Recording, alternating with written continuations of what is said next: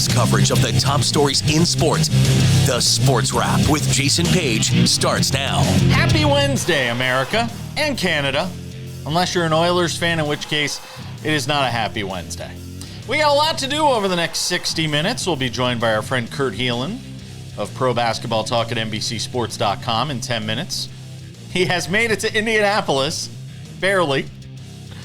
He'll be there for the big Game 6 of that NBA Finals series. Can the Pacers force a Game 7? We'll talk about that with him. Some other things going on around the NBA as well. We'll also be joined by our friend Bob Nightengale from USA Today. Does a great job on Major League Baseball. We'll get some thoughts with him on the Rafael Devers trade. He made his debut on Tuesday night. We'll talk about that. The Yankees struggles, whole bunch of things to get to around Major League Baseball. But we start things out in hockey, Sam. Look at what is that wry smile that has come across your face? Or do you love Wednesdays? Are you just happy? Like what's great that? Day of the week. So that's a great conversation that you bring up, Jason. Is of the work week, obviously, we'll leave the weekend out of it. Is Wednesday the best of the 5 days? I'll hang up and listen.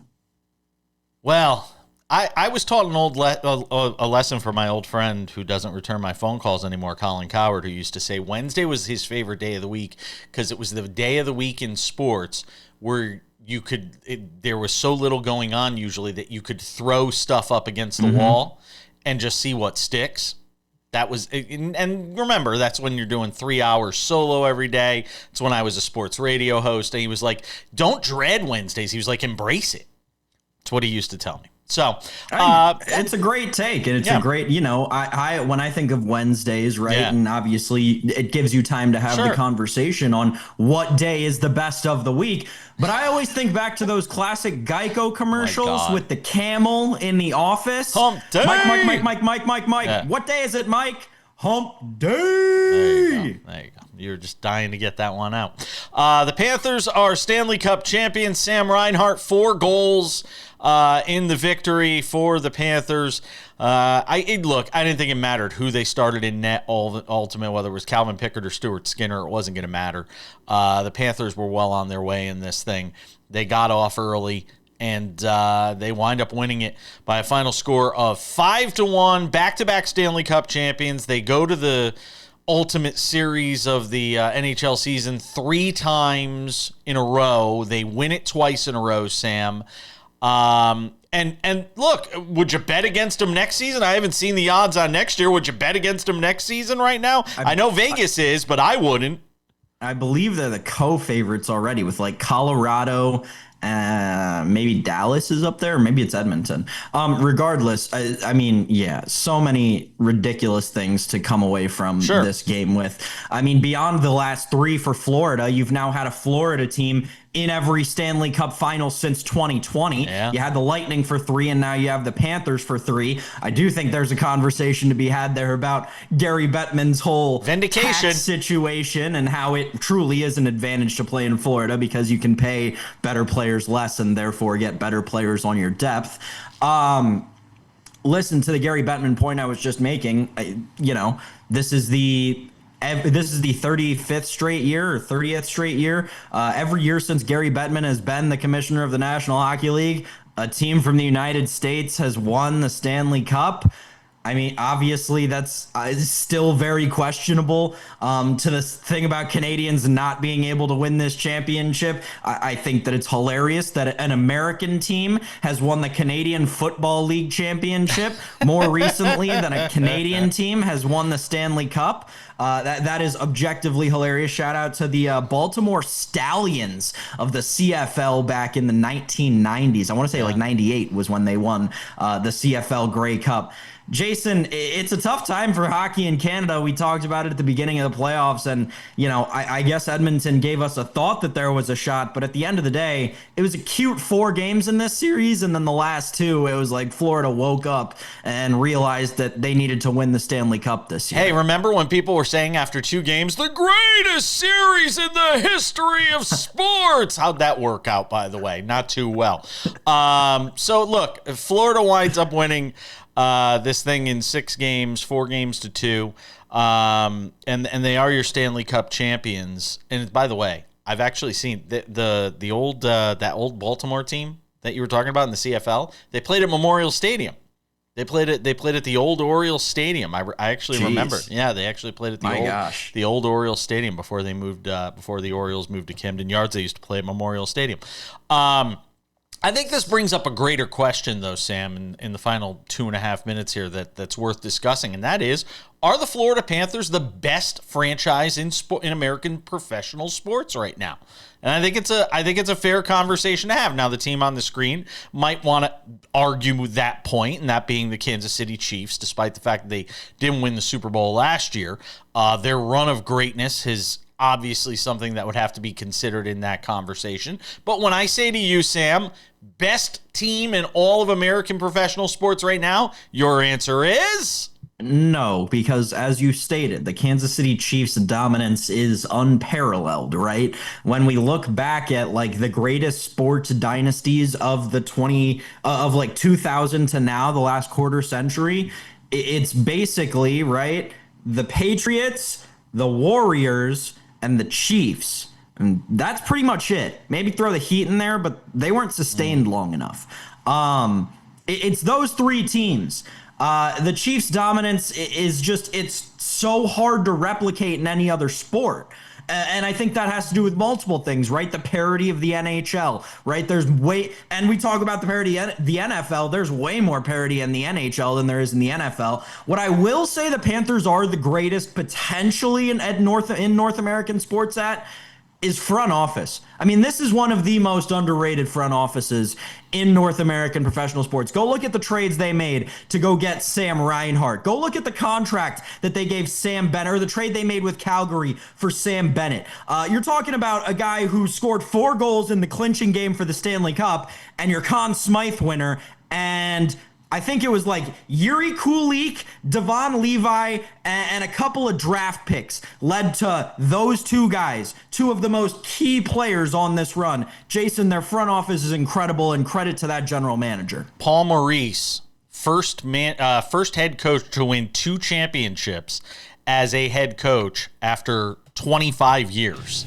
Like, he didn't win anything for his first 25 years as a head coach, and now he has 2 championships after that. Like, you want to talk about prolonged agony and all the joy that comes with it now. Paul Maurice, former Hartford Whalers head coach, by the way. Hats off to him. I will still go with the Chiefs as well, but, man, it's hard to win Stanley Cups when you consider the gauntlet you have to run through. The Panthers would certainly have to be right there. We're coming back. Welcome back to this Wednesday edition of the show. Let's talk some NBA. We got some NBA Finals talk to get into. Our friend Kurt Helin, Pro Basketball Talk at NBCSports.com, kind enough to hang out with us from Indianapolis. Game 6 on Thursday night. Well, Kurt, let's talk about this series and sort of where we are right now. And obviously the big story is Tyrese Haliburton and what will come of this calf strain that he has suffered. And aren't calf strains usually also sort of, the knee bones connected to the... Isn't it all connected? And one of the things they have to worry about with Tyrese Haliburton is potentially the impact on something like this when it comes to his Achilles. That this could wind up being something that impacts his Achilles. So they have to be really careful with this.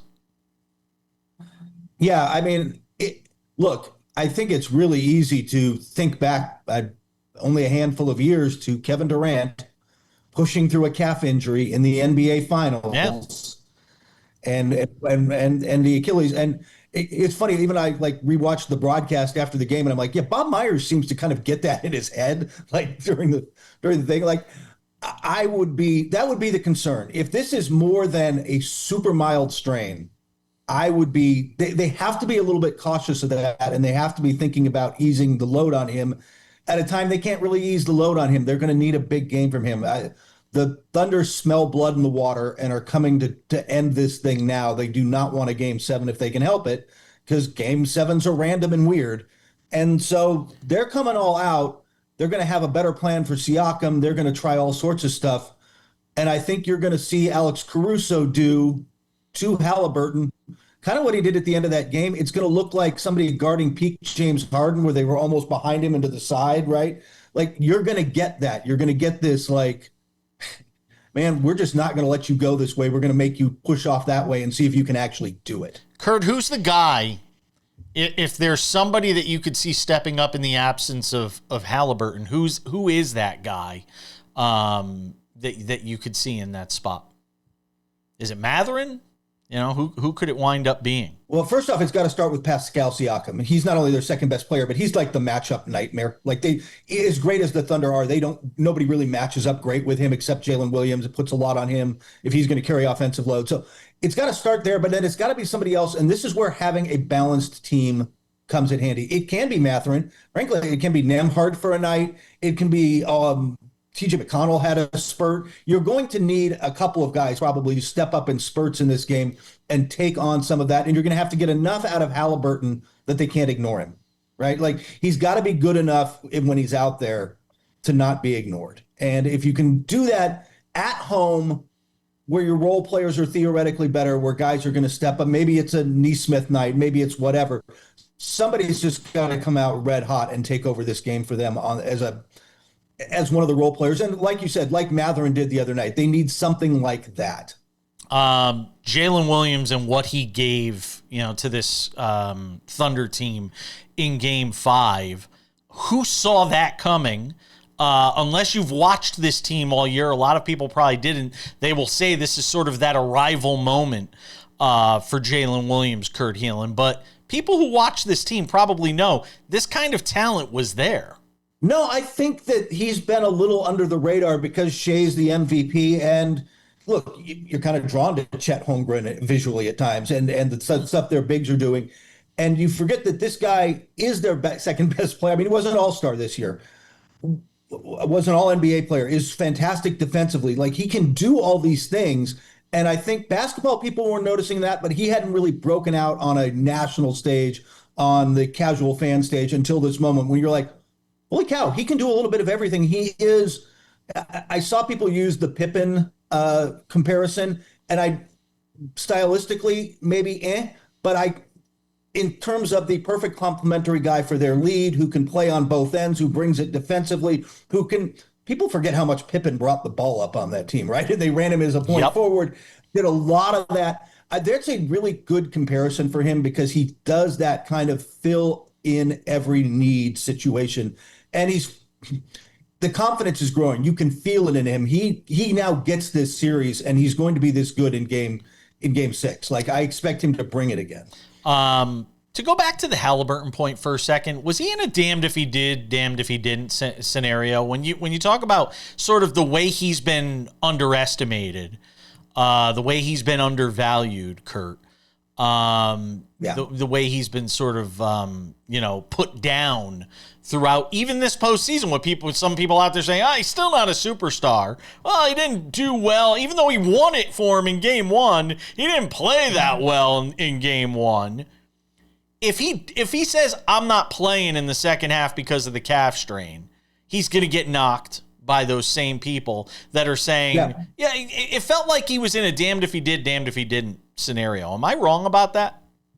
I don't think so. I think in terms of fan perception, yes. Look, he was really clear. Not just fans, though. I think media, too. Yeah, I think that's fair. I think there was a lot of that. He was very clear after the game, like, man, it's the finals. I worked my whole life to be here.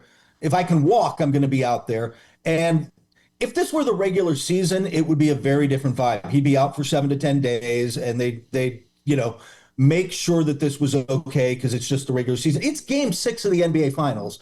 I can't see him not playing. But this might be a situation where, I mean, we all were thinking it during the game, like, how long are you leaving TJ McConnell out? Like, at some point, if he's not getting it done, and whether it's TJ or Mathurin or someone else off the bench is hot, if he's actively hurting you, you're going to have to protect him from himself and do what's best for your team. And I think Carlisle is both savvy enough to do that and has the relationships with this team to pull that off, where if he does that, this isn't going to be some long-term thing. Yeah, I'll also say this, though, and, just having watched, him throughout these playoffs, especially against the Knicks. Oh, against the Knicks. And having watched him in this series, he still does a lot of things to help that team, even when he's not scoring. Yeah. So, I think you got to weigh sort of the pros and cons of that if you're Carlisle. I've got more to get into with Kurt Helin of Pro Basketball Talk at NBCSports.com. We're going to hold him. And we got to talk with our friend Bob Nightengale coming up here. Get to some baseball stuff. The Rafael Devers deal. We're going to hold Kurt Helin. He'll come back and join us here in just a few minutes, and we'll get some thoughts with him on a whole bunch of NBA stuff, including this Grizzlies Magic deal, what's going on with Kevin Durant as it relates to being traded, and the Knicks coaching search. Yes, we need an update on that. The team that fires their head coach after a trip to the Eastern Conference Finals and doesn't have a plan for who's going to replace him. We'll get into all of that with Kurt a little later on. Don't go anywhere.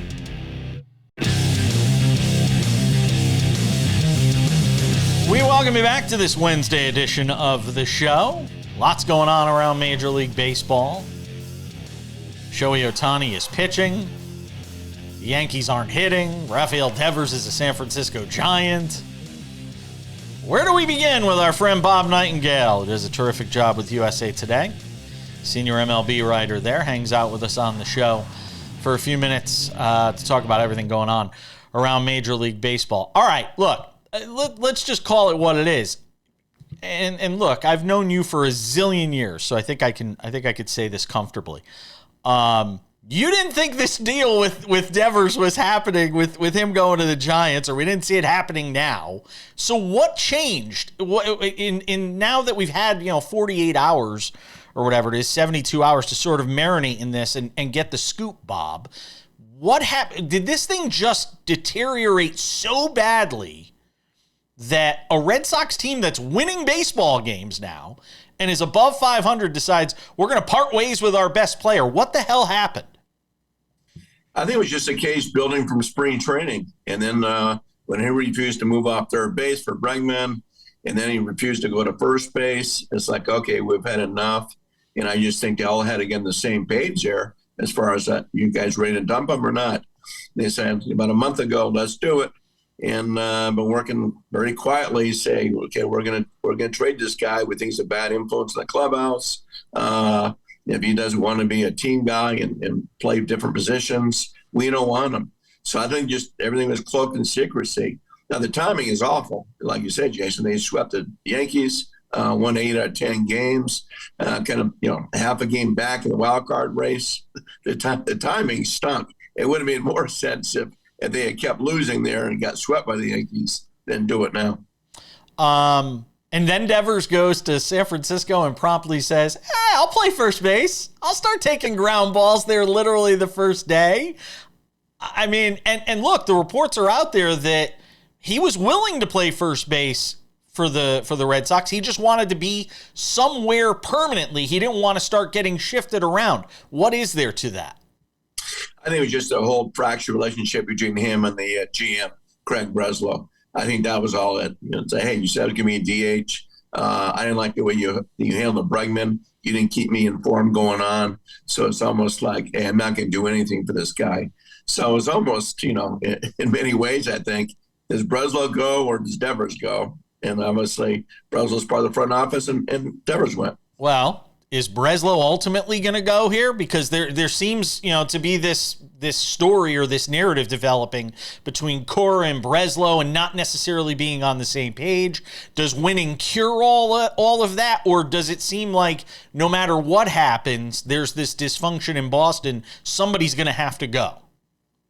Well, I think I do think winning cures everything. Obviously, a manager, particularly Cora, a very competitive guy, he wants to win right now. There's no way he could have been happy about the Devers trade, kind of, giving up on this season for a future. So, no, I think there is a little bit of disconnect there, but that happens a lot of cities where, the manager wants to win right now, could care less about the future, and the GM is trying to balance both. You got to love this, though, if you're a Giants fan. You swung and missed on Aaron Judge. And now you essentially got, your Aaron Judge type player. Obviously, Devers not as good as Judge, but he's pretty damn good. You got him in the prime of his career. You've got him locked in with this contract. I mean, if you're a Giants fan, you really can't have any complaints here with what Buster Posey has done. And what they gave up to get him is relatively little. No, you're absolutely right, Jason. I mean, they took on, about $255 million here, and they're going for it. They're saying, you know what? It was even the owners said Greg Johnson's too good of a deal to pass up. So, and you're right. I mean, Harrison's a nice young pitcher. We'll see what he develops into. Hicks was a big disappointment. Never became the star like they thought. And then just two prospects. One was their first round pick of a year ago. But that being said, you do that in a heartbeat. A lot of baseball executives thought that package was very, very light. But of course, they are taking on $250 million. What's going on with the Yankees here? They haven't scored in 29 innings. Is it just the typical June swoon that we see with the Yankees where everybody's calling for Aaron Boone's head? He's making managerial decisions people don't like. I mean, they're getting good starting pitching, and all of a sudden the bats have gone quiet here. What's going on? Yeah, very strange. Texas Rangers have gone through that too. Great pitching and they not much hitting. But yeah, 29 straight innings, first time or tied a franchise record, 3 straight shutouts. I mean, when you're getting shut down by the Yankees, back-to-back nights, it's unbelievable. And I think just one of those funks. It looks bad. It looks like there's no energy when you get shut down like this. But it's very, very strange to see because that's too good of a lineup to be playing like this. Yeah, it certainly is. Padres and Dodgers, always fun when these two teams get together, Bob, and we saw it again last night, tensions flaring up between these two teams. You got guys getting hit on both sides, stars getting hit on both sides, and that National League West, man, that's going to be the division to watch in baseball this year, isn't it? Yeah, really good division, and particularly with the Giants, now it's a real three-hitter monster. Before, I thought Giants were playing on their head.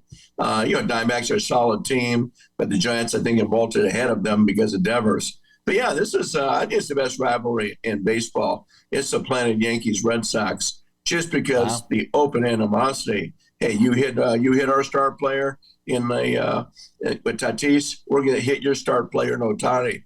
I think it's the first time Ohtani's ever been hit deliberately, if it was deliberate, since he's been in this country. Usually everything gets brushed back. So that's like, whoa, it's kind of stunning to see. The Tampa Bay Rays, we don't talk a lot about them.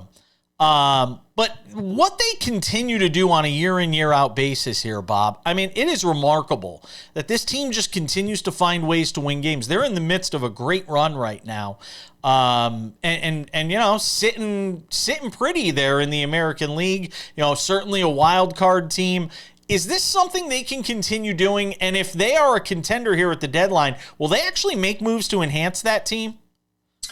Yeah, it's fascinating. When I saw them in late April, I thought, okay, this is the season they finally go backwards. But yeah, I mean, they're the most stunning franchise in baseball. What they do year after year. Probably Milwaukee's that version of the National League.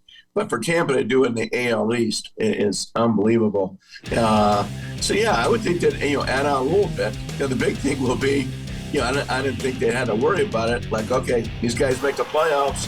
Where are those games going to be? Probably Miami. But you can't do it in a minor league ballpark against George M. Steinbrenner Field. Well, you never know. I've seen bigger messes, by the way. Bob Nightengale, I always appreciate you, my friend. Thanks for coming on for a few minutes on this Wednesday. Let's do it again soon. Look forward to it. Thanks, Jason.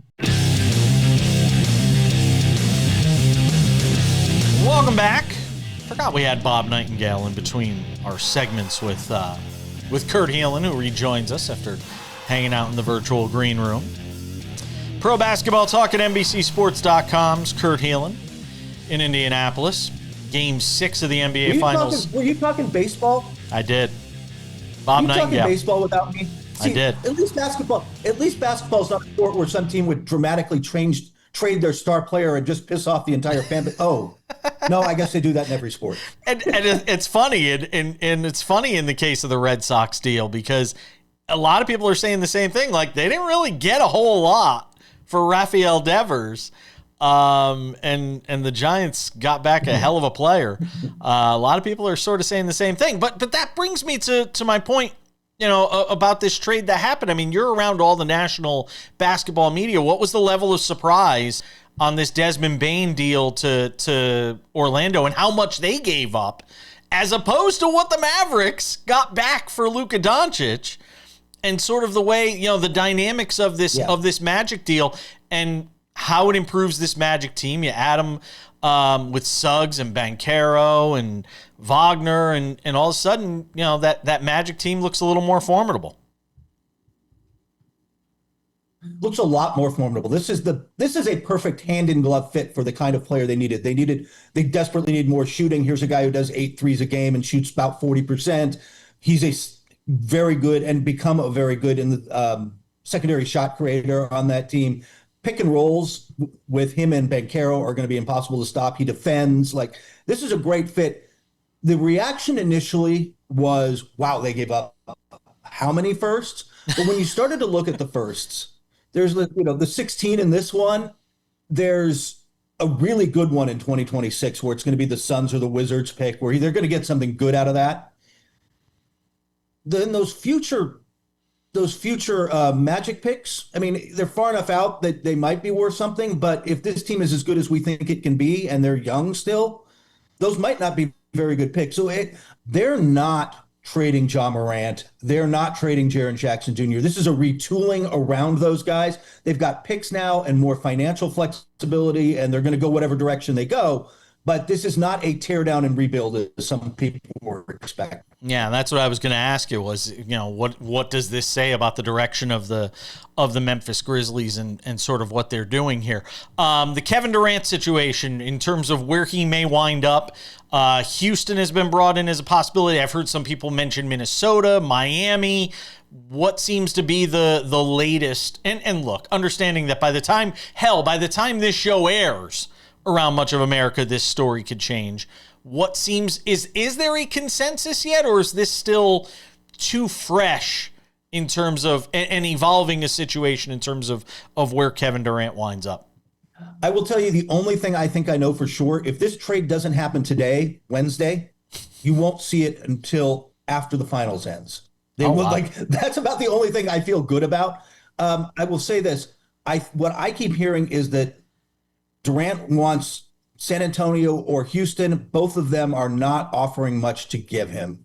Like, it's Jabari Smith-Parker base deals for Houston. Dallas is not giving up anything it likes. The number 14 pick and some, maybe you can get Devin Vassell out of them. Devin Vassell would probably be the best player in that deal. They're not thrilled. They like what they can get from Minnesota, but Kevin Durant doesn't want to go there. So they're trying to talk Kevin Durant into Minnesota is what I've heard. But nobody really knows. And suddenly, like, the whole idea of, like, maybe he doesn't go anywhere, maybe this drags out a lot longer, wow, is on the table, because the offers, the Suns want something of quality back, and the places Kevin Durant wants to go can't offer much. I mean, you get Wiggins out of Miami where he'd be happy, but none of these offers are very good. And ultimately, the Suns are going to have to say, well, we'll trade him to Minnesota anyway. But is Minnesota willing to? I mean, if we can't get him on an extension, are they willing to go Toronto? I'm not sure that they are. I'm not sure they're willing to just take a swing for a year and hope he changes his mind. Is there another dark horse that could swoop in here at the 11th hour? There's a lot of teams kicking around, but I haven't heard another one with an offer that the Suns really like, because they want to retool instantly around Booker. They are not looking to tear it down. And that's why Minnesota, where they land somebody like a Rudy Gobert, or more likely Julius Randle, you can instantly you're there, right? Like, instantly you're back to being at least good. So they want to do that. And they want to go there. This Durant doesn't want anything to do with Minnesota. Last one. Anything going on in the Knicks coaching search? They're dragging it out a little bit. They are interviewing this week with, as everybody knows, with Jenkins, the former Memphis coach. And I think they're dragging this out a little bit to see if things change in Dallas in particular.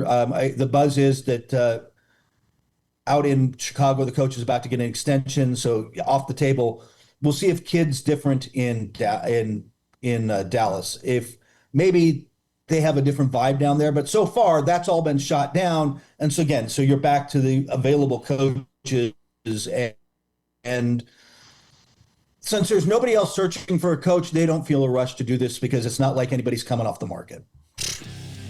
I just cannot believe this franchise is in a position that they got rid of their head coach with no plan as to who they're. Unless you were hiring somebody the next day to replace him, I don't understand. I don't understand. I don't know. I'm with you. I don't know how you do this. You don't fire a successful coach in any sport without an instant backup plan, or if not somebody like literally ready to go. Kurt Helin in Indianapolis. Thank you, my friend. Take care. We've got more sports wrap on this Wednesday, including the WNBA and what is going on with it turning into the 80s and 90s version of the NBA. Sam and I will talk about it next.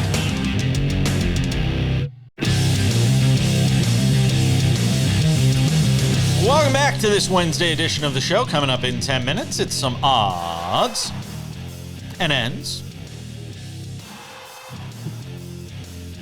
Stephen A. Smith is floating the idea of running for president.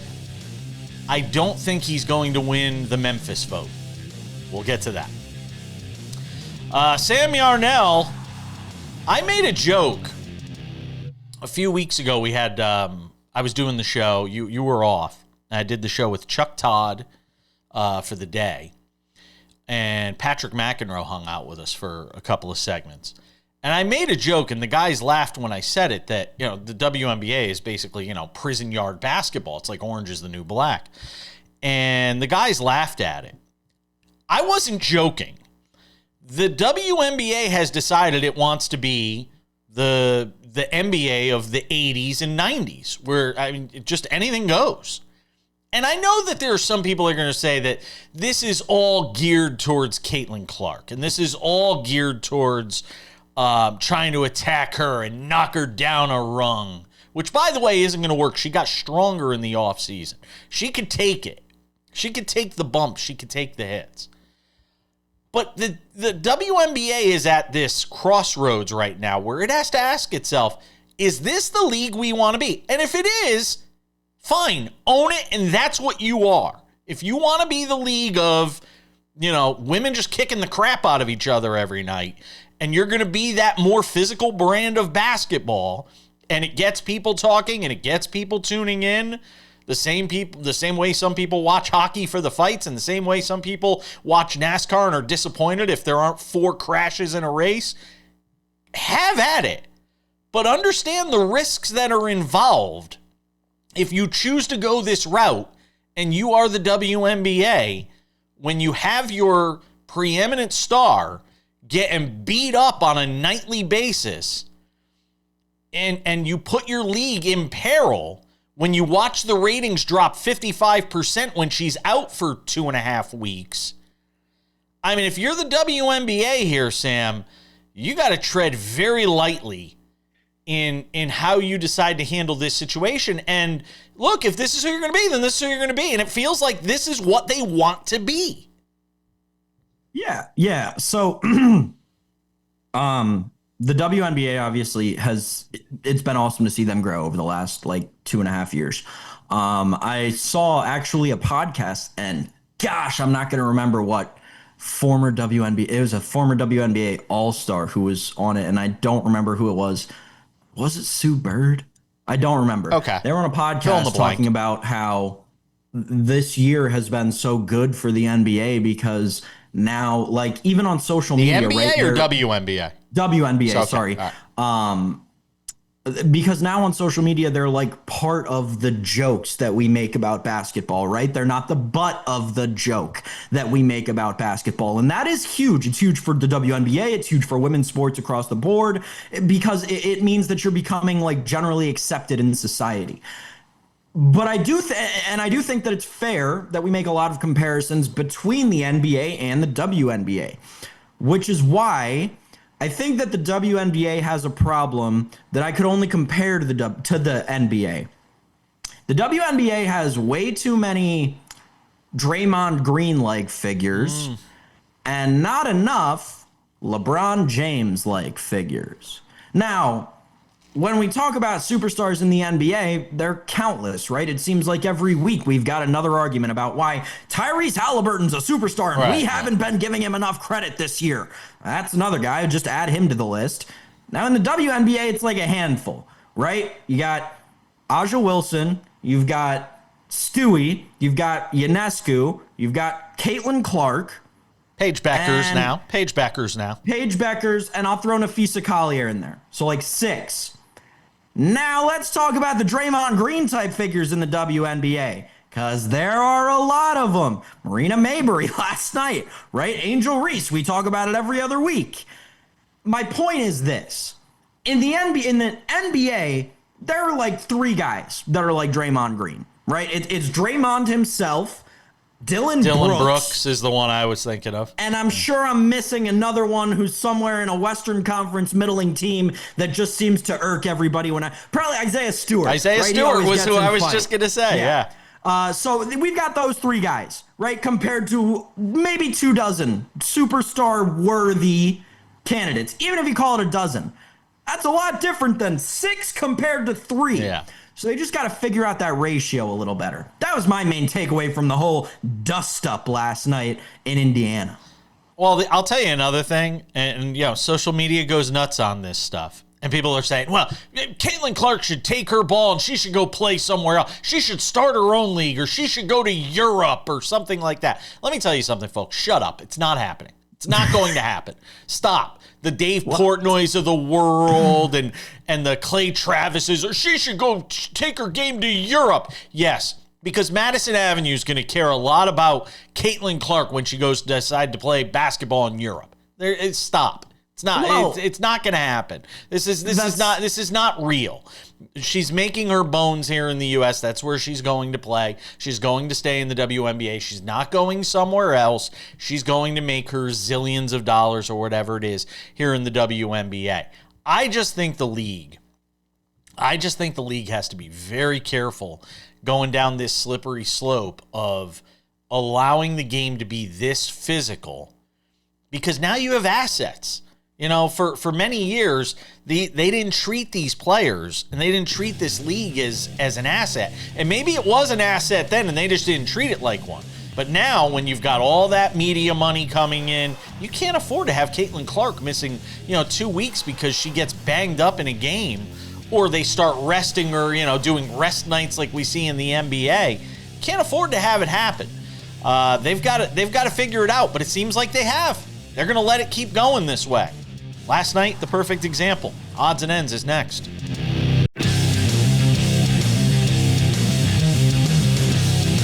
Just about time to put the wraps on this baby for a Wednesday. Tomorrow on the show, maybe David Aardsma. He's traveling. We had him on last week. Hopefully we have him on the show on Thursday. His kids had a baseball tournament up in Cooperstown. Very cool. So David Aardsma hopefully on the show on Thursday, and all sorts of other good fun and frivolity. And we'll see if we are talking about a Oklahoma City Thunder NBA championship or a Game 7 back in Oklahoma City coming up this weekend. We'll see what happens there. Before we get to Odds and Ends, a couple of reminders for you. First of all, SportsWrap with Jason Page, the podcast. If you have not checked it out, it is this show in its audio form, commercial-free, Monday through Friday on all your favorite podcasting platforms, including Spotify, Apple Podcasts, YouTube Podcasts, anywhere you get a podcast. Whatever your preference is, whatever your platform of choice is, go and check it out. Subscribe today. It is free. Also, in addition to all the TV affiliates we're on across the U.S. and Canada, you can also watch this show on Spotify, in addition to our YouTube channel, the SportsWrap with Jason Page YouTube channel. If you have not subscribed yet, go and do so. In addition to the show being there commercial-free Monday through Friday, every early in the afternoon, it is the first place you can catch the show, actually. Little pro tip, the show is there usually before it's on any of our TV affiliates. So you can actually watch us there. Monday through Friday, SportsWrap with Jason Page on our YouTube channel with the same name. Commercial free. Also, SportsWrap shorts are there. Clips from the show, sometimes clips not from the show. Go and check it out. And without any further delay, ladies and gentlemen, time for some odds and ends. Odds and ends, Sam Yarnell. They are not going to race. And I was kind of looking forward to this, especially as I walked through Times Square just last weekend. Noah Lyles and Tyreek Hill, they were supposed to race that much anticipated showdown between the two. And Noah Lyles says he's not going to race Tyreek Hill due to personal reasons. Was that personal reason he thought he might lose?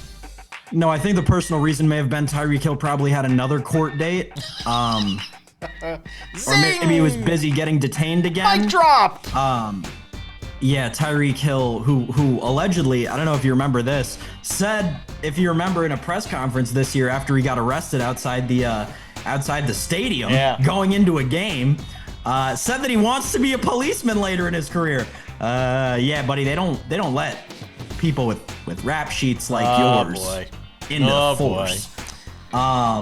Anyway, yeah, I mean, Tyreek Hill, objectively bad human being. Better runner than he is a human being, though, Jason, which is why I wasn't excited to watch this, right? Noah Lyles is the guy who always runs his mouth about athletes that are more athletic than him.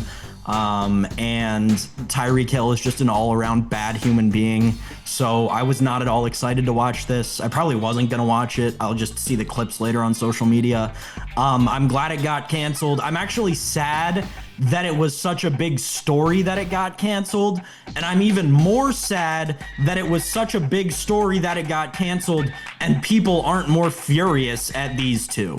Sam Yarnell, president of the Tyreek Hill fan club, ladies and gentlemen, send him your correspondences. Odds and ends. Stephen A. Smith has floated the idea of running for president. Something tells me he will not win the vote in Memphis, given some of his recent comments. If you have not seen it, Stephen A. basically just taking a dump verbally on the city of Memphis, to the point that the mayor of Memphis has invited Stephen A. Smith to come to the city of Memphis to show him it's not all that bad. This all stemming from John Morant. Well, first of all, it was Stephen A. Smith making some comments on First Take, then John Morant firing back with some comments of his own, not even naming Stephen A. Smith in the comments, but Stephen A. Smith taking it to mean him because Stephen A. Smith is thin-skinned. And then Stephen A. Smith responding to our buddy John Morant. So those two went back and forth at it. It's all over social media. You can go and look at it. But it's, it's another one of these things where Stephen A. Smith gets up and says, well, you don't want me spilling the beans on A, B, and C. And he does this all the time now. This is new. This is the new Stephen A. Smith thing that he loves to do. Whenever any player snipes back at him, like Stephen A. Smith could say whatever he wants, but if a player dares to actually fire back at Stephen A. Smith, his new thing is, well, do you really want me to tell people A, B, and C? I want one of these players to just be like, yeah, I do. Because I don't know if Stephen A. Smith actually has anything. I really think this is like the Emperor has no clothes, like this whole Stephen A. Smith thing. I think that's kind of where we are with it. It still hasn't gotten old for ESPN, though. They'll let him do whatever he wants. Jason Page, the president of the Stephen A. Smith fan club and the leading candidate to be Stephen A. Smith's campaign manager in the upcoming election. Yeah, breaking news. My sources are telling me right here in my ear. Listen, it's an objectively hilarious beef between John Morant and Stephen A. Smith. My only takeaway as a young person who is very online, probably too online, Stephen A. Smith is very old and he's starting to let it show. And that's not good for a guy in his position who lives in a spot where young people are going to destroy you. You can't act your age if you're Stephen A. Smith, and he's starting to. Oh, you don't want me spilling the beans, John Morant. Please spill the beans, Stephen A. Please. It's going to do it for us today. Thank you, Kurt Helin. Thank you to our friend Kurt Helin. Thank you to Bob Nightengale. Thanks to you, Sam Yarnell. See all of you back here tomorrow.